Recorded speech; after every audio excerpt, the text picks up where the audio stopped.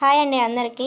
ఏం కర్రీ తినబుద్ధి కానప్పుడు ఈ పచ్చడి ఒకసారి చేసుకోండి, చాలా బాగుంటుంది. ఇది ఈజీ ప్రాసెస్, తొందరగా అయిపోతుంది. స్టవ్ మీద కడాయి పెట్టేసుకొని ఆయిల్ వేసుకొని హీట్ అయిన తర్వాత జీలకర్ర ఒక స్పూన్ వేసి మిరియాలు కొద్దిగా వేసి ఫ్రై అయిన తర్వాత పచ్చిమిరపకాయలు కట్ చేసి వేసుకోవాలి. దీనికి ఎక్కువ పచ్చిమిరపకాయలు వేసుకోవాలి. వెల్లుల్లి తర్వాత ఉల్లిపాయలు వేసి బాగా కలుపుకోవాలి. ఫ్రై అయిన తర్వాత కొద్దిగా సరిపడా సాల్ట్ వేసేసుకుంటున్నాను నేనైతే. ఇప్పుడు కరివేపాకు ఎక్కువగానే వేసుకోండి, స్మెల్ బాగా వస్తుంది పచ్చడి. వేగిన తర్వాత ఒక 3 టమాటాలు కట్ చేసి వేసుకొని మూత పెట్టి బాగా ఉడకనివ్వాలి. ఉడికిన తర్వాత మనము కొత్తిమీర ఇప్పుడే ఆయిల్లో వేసుకుంటే బాగుంటుంది, పచ్చిగా కూడా వేసుకోవచ్చు. నేనైతే ఇప్పుడే వేస్తున్నాను. ఇప్పుడు వేసుకుని